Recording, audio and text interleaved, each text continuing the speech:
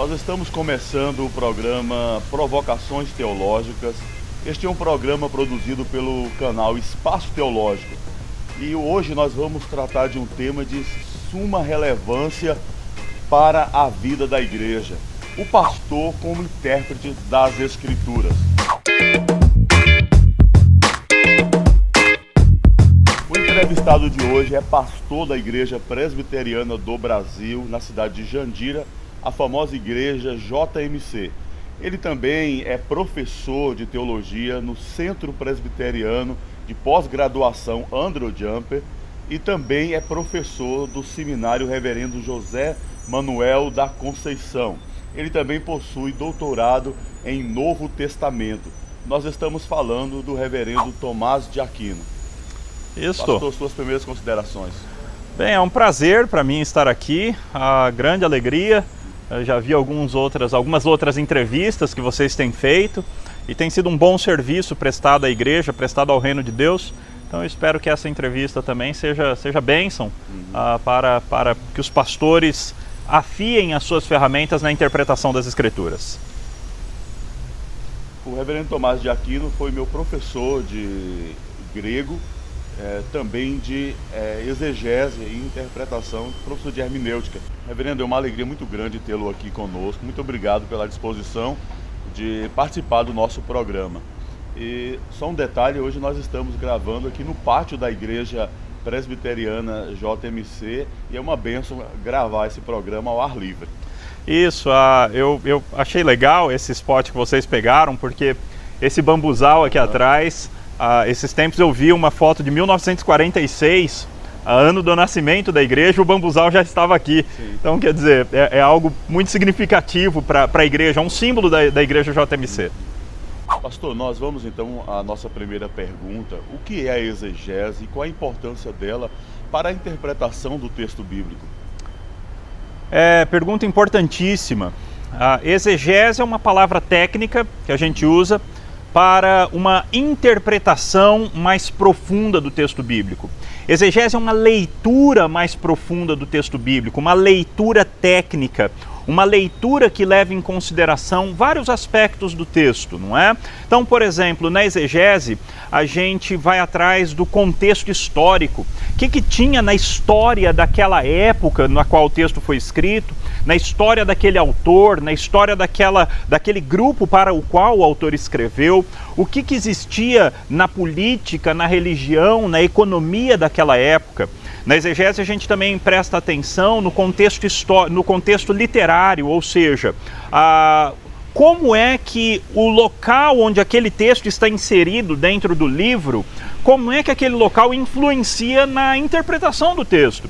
Porque às vezes um texto lido fora do contexto, ele muda radicalmente. Então a exegese, ela toma muito cuidado em ler o texto dentro do seu contexto literário. Outro aspecto que a exegese leva em consideração são os aspectos gramaticais e linguísticos do texto. Então a exegese se preocupa com o tempo dos verbos, a exegese se preocupa com as conjunções, com as preposições, a exegese se preocupa com aspectos bem específicos de cada substantivo. Por quê? Porque esses aspectos carregam o significado do texto em alguma medida, bem como aspectos linguísticos, como a relação de uma palavra com a outra, etc. e tal. E finalmente o último aspecto da exegese é o aspecto teológico. Como é que o todo da Bíblia, o todo da teologia das Escrituras influencia aquele meu texto? Porque às vezes um texto específico, ele parece estar dizendo alguma coisa, mas quando nós comparamos aquele texto com o todo da Escritura, então nós temos que nos questionar, será que esse texto realmente está dizendo isso que eu achei numa primeira leitura que ele está dizendo? Então a exegese vai usar todas essas ferramentas e outras ferramentas bem técnicas para poder extrair o verdadeiro significado daquela passagem bíblica. Pastor, ainda dentro dessa pergunta, só para ficar claro para nós, é uma dúvida que muitos têm. A diferença entre exegese e hermenêutica são parecidas, mas como distingui-las? Ótima pergunta, Marcos. Realmente existe muita confusão nisso, até no mercado editorial. Sim. Às vezes o mercado editorial lança um livro com o nome de hermenêutica e na verdade é um livro que está tratando de exegese, assim como vice-versa. A hermenêutica é a ciência que pensa como funciona a interpretação. Então a hermenêutica é uma ciência mais filosófica. Ela tem a ver com como nós conhecemos algo, como nós extraímos o significado de um texto. O significado, ele está mais no texto, ele está mais no contexto ou ele está mais no leitor? É o leitor que impõe um significado no texto. Então existem essas diversas discussões na hermenêutica que são discussões um tanto mais técnicas, mais filosóficas. A exegese, por outro lado, é mais prática. A exegese diz respeito a como eu vou aplicar a minha hermenêutica naquele texto específico. Então, quer dizer, eu tenho uma filosofia hermenêutica, eu tenho um modo que eu acredito que seja a maneira correta de extrair significado de um texto. Agora, quais são as ferramentas práticas que eu vou usar para fazer isso? Isso é a exegese. Então, a exegese serve à hermenêutica. A exegese, num certo sentido, serve à hermenêutica. A minha hermenêutica vai determinar a minha exegese. Ainda que muitas vezes essas coisas sejam inconscientes. Todo mundo tem uma hermenêutica, mas nem todo mundo sabe que tem uma hermenêutica. É mais ou menos como a ideia de cosmovisão, não é? Aliás, a minha hermenêutica é extremamente influenciada pela minha cosmovisão.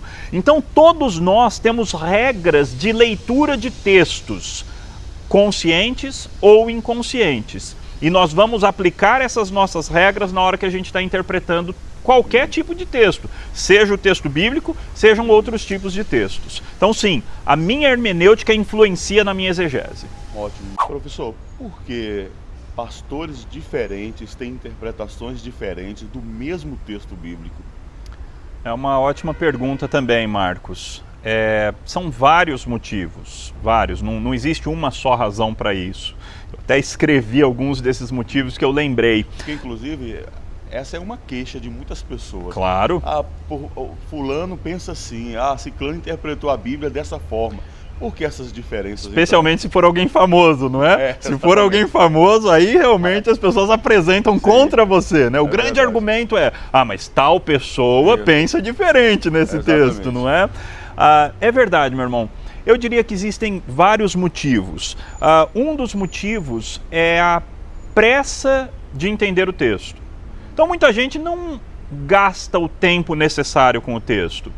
Muita gente fala do texto, ensina o texto, sem ter feito a exegese. Ou seja, a pessoa simplesmente leu o texto sem muito cuidado e achou um significado lá que a pessoa acha interessante e sai falando aquele significado. Então a pressa é uma das coisas que causa divergência na interpretação. O outro problema muito comum, a tendência de impor a minha teologia no texto. Então quer dizer, eu vou e eu leio o texto, mas eu não estou muito interessado no que o texto tem a me dizer. Eu estou interessado em encontrar o que eu quero no texto. Eu estou interessado em impor o meu significado dentro do texto. Então isso é um grande problema e problema muito comum entre todo tipo de intérprete, intérpretes conservadores, intérpretes não conservadores. É muito comum essa tendência de impor o significado no texto. Um outro tipo de problema, alguns textos dão margem realmente para mais de uma interpretação. Então existem textos bíblicos que são difíceis. São textos que você olha de um lado, ele parece estar falando uma coisa, você olha de outro lado, ele parece estar dando suporte a outra doutrina. Então alguns textos são difíceis mesmo, até pela riqueza das escrituras, não é? Existem vários tipos de texto, vários gêneros literários diferentes, vários autores diferentes, cada autor com o seu jeitão próprio de escrever o texto. Então realmente, às vezes parece que o texto bíblico em si dá margem para uma ou outra interpretação. E nesse caso, é fundamental aquilo que a gente falou agora há pouco, de você levar em consideração o todo da Bíblia. O que a Bíblia inteira diz a respeito desse assunto? Então, eu submeto aquele significado daquele texto específico ao que a Bíblia inteira diz a respeito daquele mesmo assunto. Então, mesmo que um texto específico pareça estar dizendo uma coisa, Se aquela coisa não é compatível com o que outros lugares da Bíblia falam, então eu vou ter que harmonizar aquele significado. Por quê? Porque nós cremos na inspiração das Escrituras. A Escritura, embora tenha diversos autores diferentes, pessoas que escreveram em diversas épocas diferentes, mas em última instância ela tem um mesmo autor. O autor é o Espírito Santo de Deus. Ela tem um mesmo objetivo, apresentar a opinião de Deus, a revelação do próprio Deus. Então não pode existir divergência. Deus não muda de opinião de um texto para o outro. Então nós temos que fazer esse serviço de harmonizar um texto com o outro. Agora, uma razão, viu, Marcos, que eu acho muito triste e muito comum para interpretações divergentes existirem, é o fato de que todos nós temos uma tendência de querer agradar as pessoas. Então, às vezes, eu quero extrair do texto, eu olho o texto e o texto fala alguma coisa que eu acho muito pesada, ou muito dura, ou a igreja não vai gostar, ou o líder específico tal não vai gostar se eu falar isso no texto. Então, eu covardemente fujo do significado verdadeiro do texto e falo alguma outra coisa, alguma coisa mais amena, alguma coisa mais leve, alguma coisa mais legal. Alguns têm a tendência de querer inventar alguma coisa nova. Então a pessoa vai para o texto buscando alguma novidade, buscando algo que ninguém nunca disse antes. Meu amigo, a chance de você dizer uma heresia, se você fizer isso, é muito grande. Porque a gente vive num contexto que tem 2000 anos de história de interpretação das Escrituras do Novo Testamento e do Antigo Testamento ainda mais tempo. Então, quer dizer, como é que eu quero encontrar uma coisa totalmente nova que ninguém nunca encontrou? Então, esse desejo de agradar pessoas, esse desejo de encontrar uma novidade, muitas vezes geram interpretações distintas. Agora, às vezes, mesmo com uma interpretação séria, sã das Escrituras, uma interpretação baseada em oração, em comunhão com Deus, às vezes alguns aspectos vão ser diferentes mesmos. Por causa da nossa cultura, por causa da nossa história de vida, por causa do nosso grupo teológico ao qual nós pertencemos, a nossa denominação. Então, às vezes, a gente vai ter interpretações divergentes do texto. Não que vai ser uma divergência enorme, muito importante, mas a gente vai ter algumas interpretações divergentes. E tudo bem, não tem um grande problema, a não ser que um esteja falando absolutamente contra o outro num assunto que é nevrálgico, que é muito importante, essencial à fé, aí isso não pode acontecer. Mas se for um assunto de menor importância, aí não tem problema, é natural que existam essas divergências. Pastor, mas o senhor não acha que às vezes os crentes ficam sem saída quando, por exemplo, o cristão percebe que o seu pastor não está seguindo tudo isso que o senhor acabou de mencionar, esses passos, esses cuidados? O que o crente vai fazer então numa situação? O senhor falou dos pastores famosos. Aí, por exemplo, o indivíduo está lá escutando o pastor dele, e de repente escuta o senhor lá no YouTube, aí o reverendo Tomás de Aquino tem uma outra interpretação desse texto, é divergente com aquilo que o meu pastor está dizendo, e não é uma coisa periférica, é algo fundamental para a fé dele. O crente não fica meio encurralado, sem saída, o que fazer então? Nesse caso, Marcos, se isso acontece consistentemente, ok?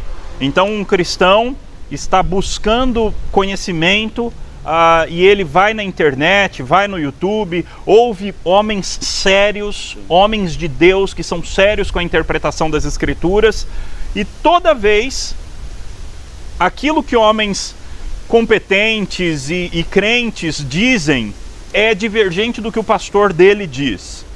Então esse cristão, ele deveria sim considerar a hipótese de procurar outra igreja, porque talvez a igreja dele não seja uma igreja saudável. Infelizmente isso acontece. Não tem uma das marcas da igreja, que é a fiel pregação das Escrituras. Exatamente. Uma igreja que só busca prosperidade, por exemplo. Uma igreja que só fala coisas boas, nunca fala nada que é pesado, nunca fala contra o pecado, por exemplo.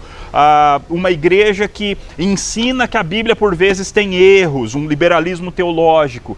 Então, se você está num desses contextos, então realmente esse não é um contexto saudável para a sua fé. Então você tem que realmente sair dessa igreja e buscar uma igreja que seja mais fiel às Escrituras.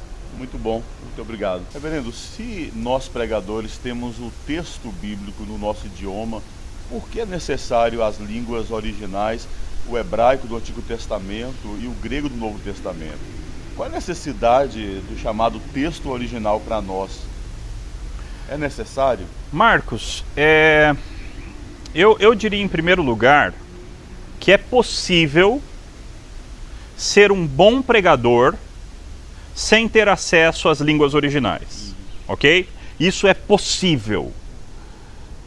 É possível você dizer o que o texto está dizendo.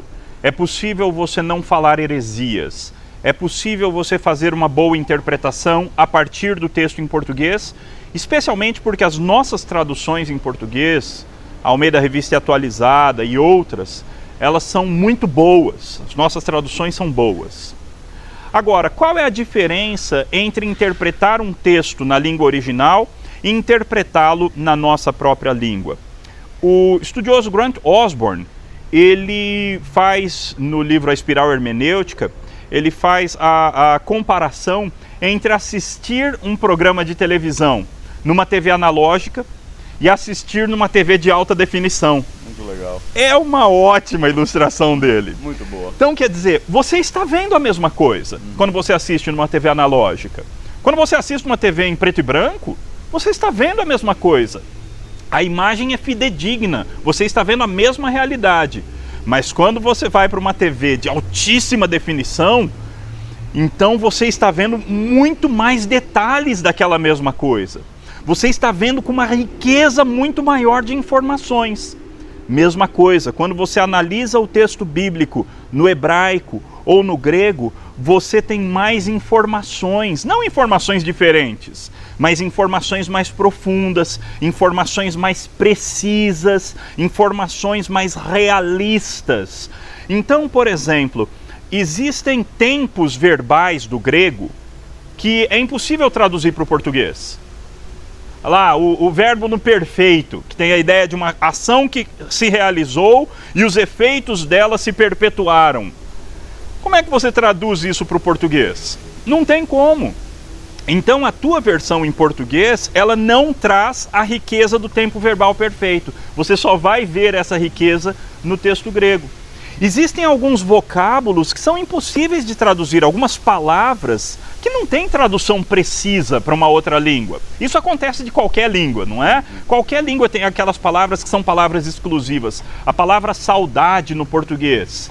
É muito raro ter alguma outra língua que tenha uma palavra que expresse a profundidade, a riqueza do nosso conceito de saudade. Então, quando um tradutor vai traduzir, ele tem que escolher uma palavra que não faz total justiça à riqueza da nossa saudade, não é? Mesma coisa do grego para o português ou do hebraico para o português. Existem palavras no hebraico, conceitos no hebraico, conceitos no grego, que é impossível você traduzir com total fidedignidade. Por exemplo, no hebraico tem a palavra hesed, a palavra que na Ara é traduzida como misericórdia e na NVI é traduzido como amor ou amor leal. A grande verdade é que essa palavra é tão rica, mas tão rica, que nenhuma dessas traduções faz total justiça à riqueza da palavra. Agora, como é que então o pregador vai explicar para a igreja a riqueza dessa palavra? Quando ele conhece a língua original. Quando ele conhece, aí ele pode gastar 3 minutos do sermão só explicando a total riqueza dessa expressão. Assim como a expressão shalom no hebraico. Também uma expressão riquíssima. A expressão graça no grego, expressão muito riquíssima. Então, quando você vai para o texto original, você tem a oportunidade de explicar esses conceitos com maior precisão para o seu povo.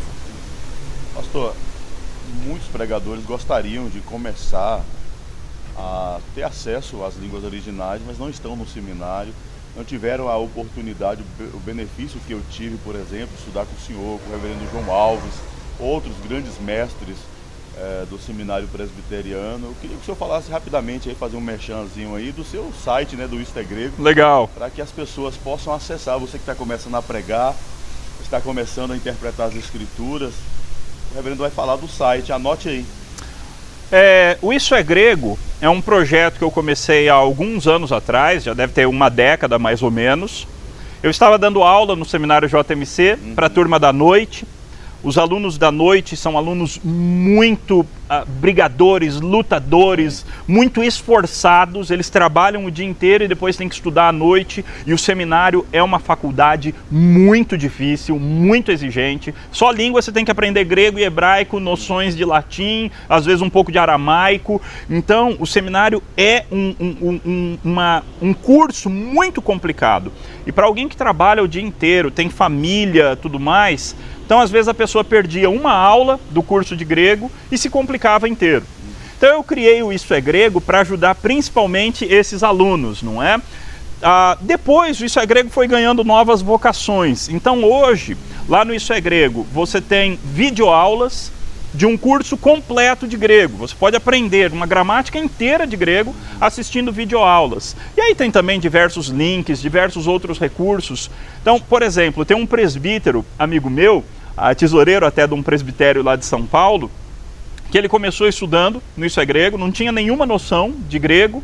Ele começou a estudar, começou a se empolgar com o estudo do grego, foi atrás. Hoje ele conhece bastante o grego. Hoje ele lê o Novo Testamento com tranquilidade e começou a estudar o grego clássico para estudar obras clássicas. Ele se apaixonou pelo assunto. Legal. E assim também diversas outras pessoas. Então, realmente, o Isso é Grego, issoegrego.com.br, tem sido uma ferramenta que tem ajudado muitas pessoas. Eu tenho um grande amigo, o reverendo Danilo Santos, que se empolgou e fez o Isso é Hebraico, que também é um ótimo recurso. Então você tem o Isso é Hebraico e o Isso é Grego à sua disposição, com diversas videoaulas, diversos outros recursos, tudo gratuitamente para você poder usar. Então não há desculpas, aí à disposição, gratuito. É uma bênção. Muito obrigado. Pastor, gostaria que o senhor enumerasse para nós os erros mais comuns que o pregador pode cometer ao se aproximar do texto bíblico para interpretá-lo. Também diversos erros que todo intérprete da Bíblia por vezes comete, né? Eu diria que um dos mais graves, Marcos, diz respeito à falta de comunhão com Deus. Se você não tem uma vida com Deus, se você não tem relacionamento de intimidade mesmo com o Senhor, se você não é uma pessoa que leva a sério a sua vida devocional, a sua vida de oração, se você não é um homem de Deus ou uma mulher de Deus, você não vai conseguir interpretar o texto bíblico adequadamente. Se eu não conheço a Deus, como é que eu vou entender o que Ele está dizendo? Então, para eu interpretar bem o texto bíblico, eu tenho que conhecer a Deus de maneira pessoal. Eu tenho que ter Jesus Cristo como meu Salvador pessoal e tenho que ter vida com Deus mesmo. E isso faz uma diferença enorme na interpretação. A outra coisa que está intimamente relacionada é a falta de dependência de Deus na hora de interpretar o texto bíblico. Algumas pessoas fazem uma dicotomia entre a minha vida espiritual e a minha vida como pastor, como se o ministério pastoral fosse uma profissão qualquer. Tem até aquele livro, né, do Piper com o Carson, Irmãos, nós não somos profissionais, não é? Aliás, esse é do Piper, com outras pessoas. Então, eu não posso querer interpretar o texto bíblico como se fosse apenas uma questão científica. Não é. Existe muito de espiritual no momento da interpretação da palavra do nosso Deus. Um outro problema é pressa, né? O dia a dia do pastor é muito corrido. O pastor tem várias atribuições. A nossa cultura brasileira coloca sobre o pastor algumas responsabilidade muito grande de visitação dos membros. Claro que visitação é muito importante. Claro que nós temos o dever de cuidar das nossas ovelhas. Mas, meus irmãos, a principal função do pastor é a pregação da palavra. A principal função do pastor, o último domingo eu preguei em Efésios 4, quando ele fala que Deus deu à igreja os presentes de apóstolos, profetas, evangelistas e pastores mestres. Apóstolos e profetas nós não temos mais na nossa época, mas nós ainda temos os evangelistas e os pastores mestres. E para que eles existem? Com vistas ao aperfeiçoamento dos santos.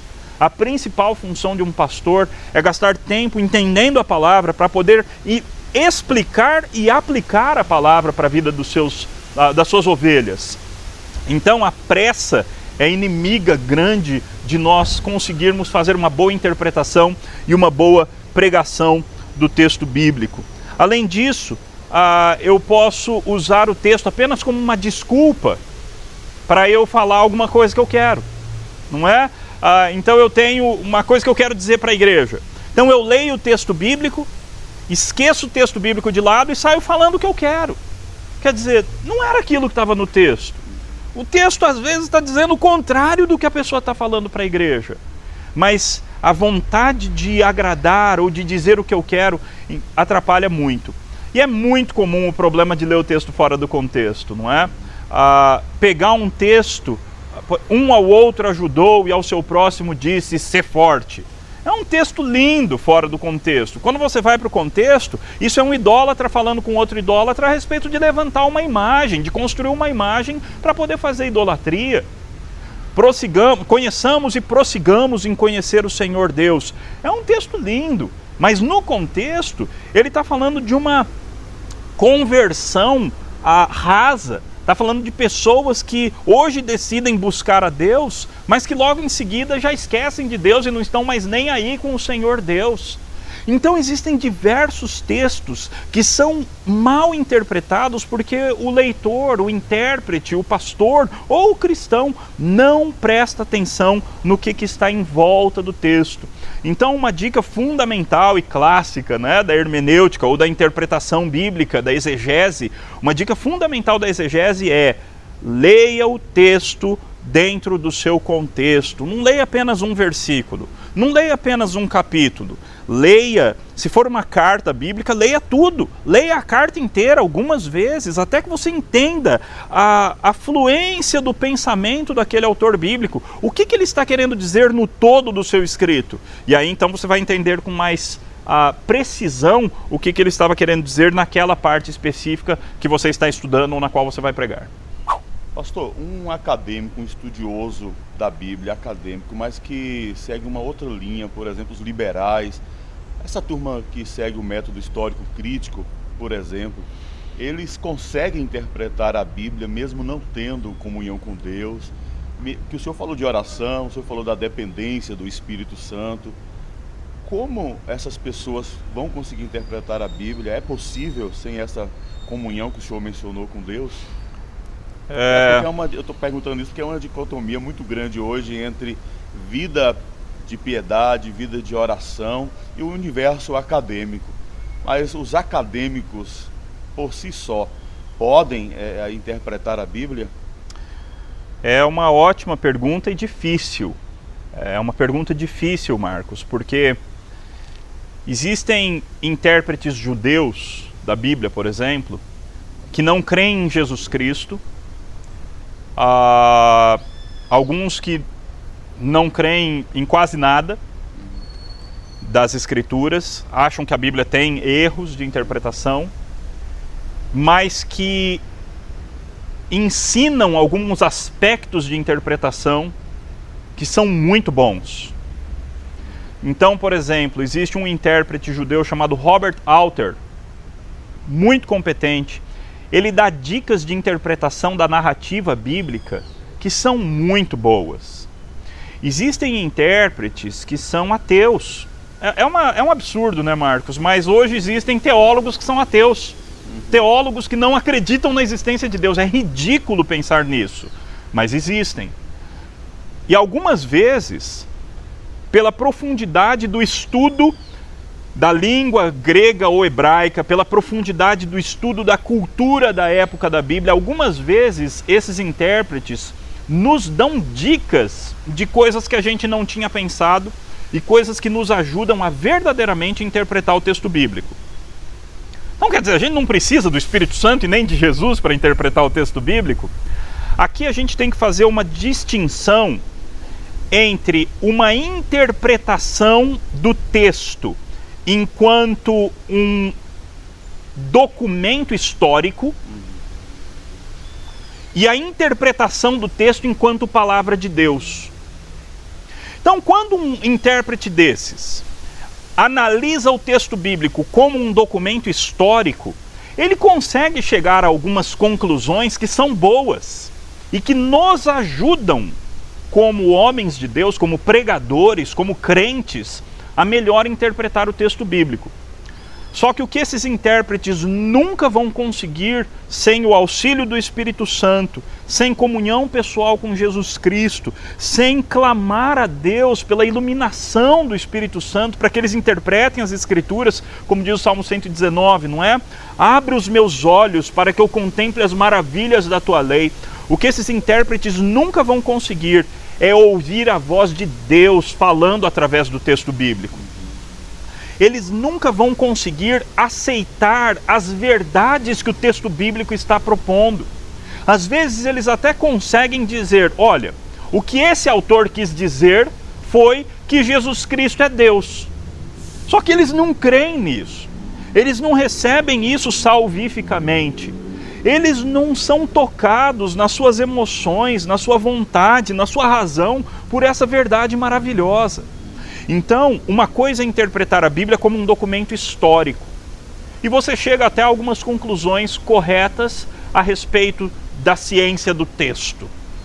Mas outra coisa é você interpretar a Bíblia como palavra de Deus.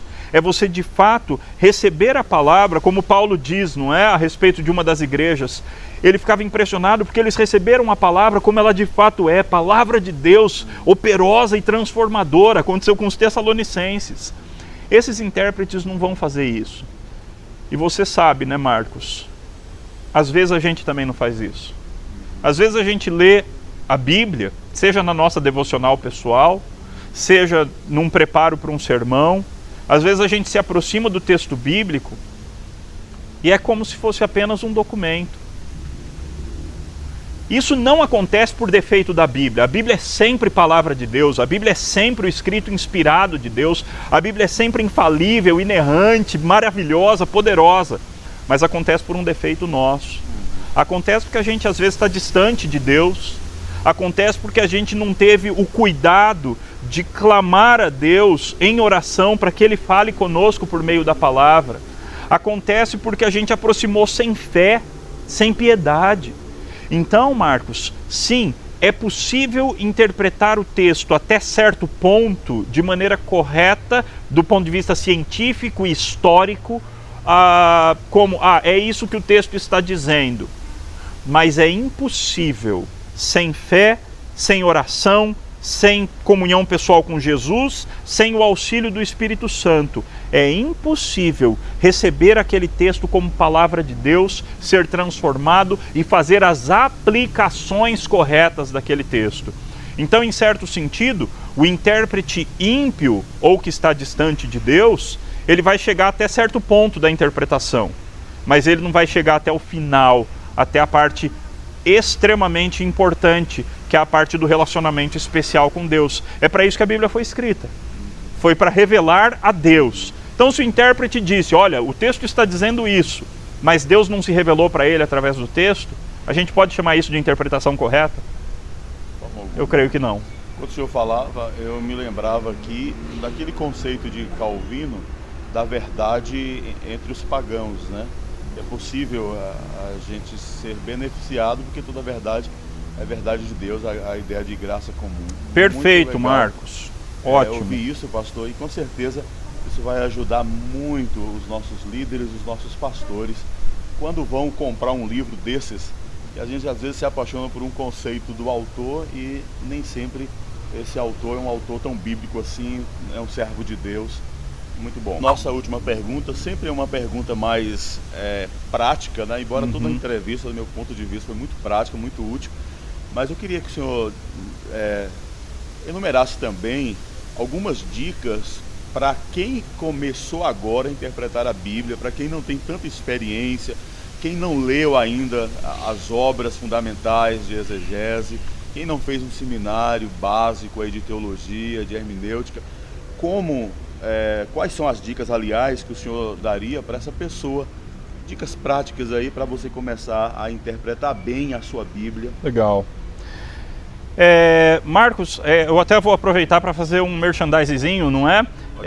Eu recentemente terminei a escrita de um livreto, é curtinho mesmo, é um opúsculo, é um livretinho a respeito de interpretação bíblica. Ele está com a editora Cultura Cristã e deve sair em breve. É a interpretação da Bíblia para leigos, como ler e entender a Bíblia, vai ser alguma coisa nesse sentido. Com exercícios, etc e tal. Então fiquem atentos aí, uma hora dessas aparece aí. Estamos já aguardando, ansiosos, né, Legal. esse livro, né?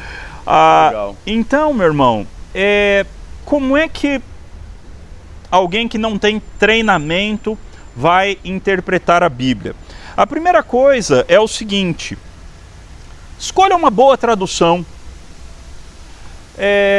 Sabe, Marcos, algumas pessoas aqui no nosso país, elas se apaixonam por uma tradução da Bíblia. Aliás, não é só aqui, acontece nos Estados Unidos com a King James Version, por exemplo, não é?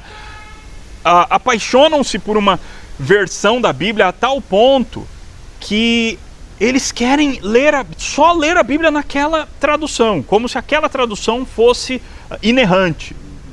Não, toda tradução tem os seus erros, toda tradução tem as suas falhas, toda tradução é limitada. Então, às vezes, acontece que um crente, ele insiste em ler a Bíblia numa versão que ele não entende, numa versão com uma linguagem arcaica, antiga, difícil. E aí não é anormal que a pessoa não entenda o texto. Desculpa interromper, mas eu preciso só acrescentar dentro dessa dica que o senhor deu, a linguagem de hoje.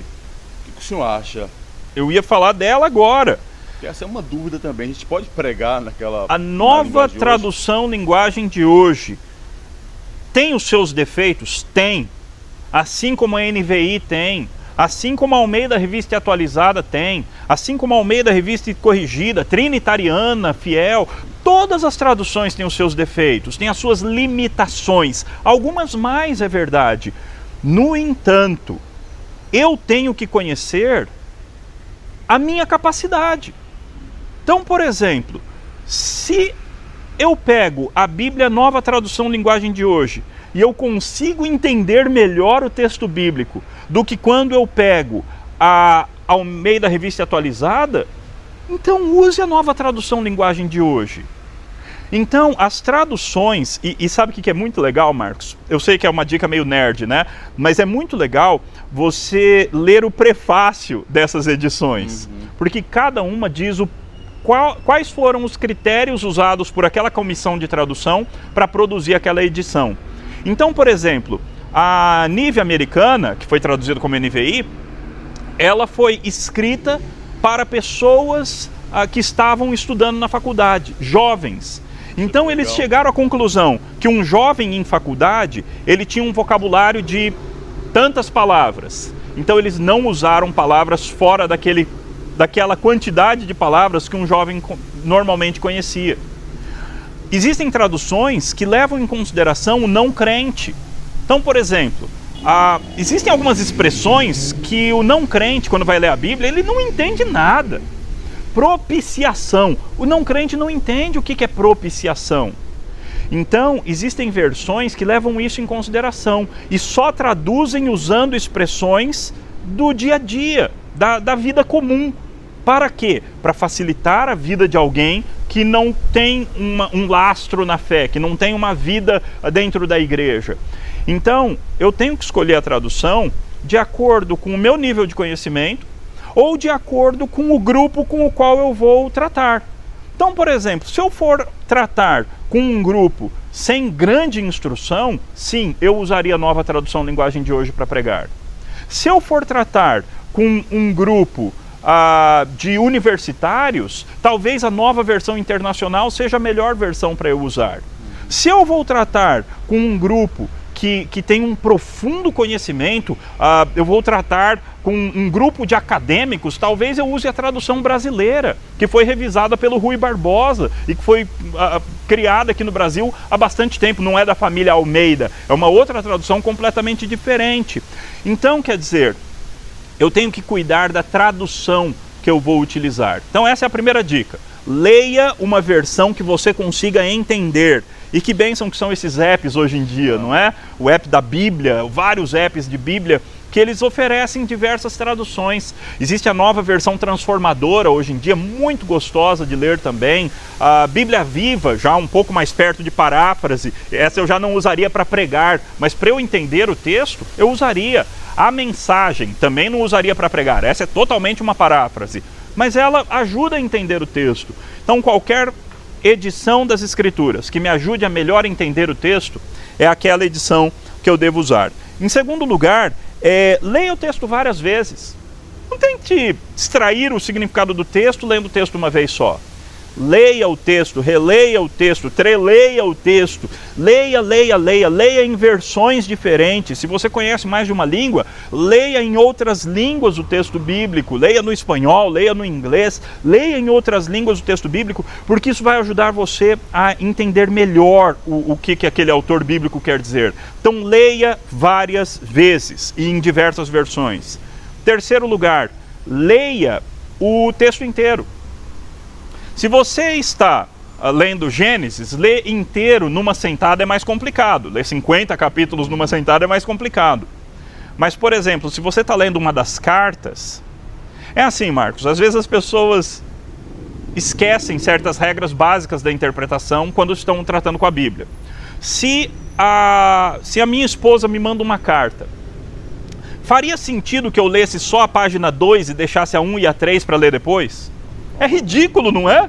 É ridículo. Ninguém faria isso, ninguém faz isso. Quando recebe uma carta, um e-mail, ninguém faz isso, de ler só uma partezinha.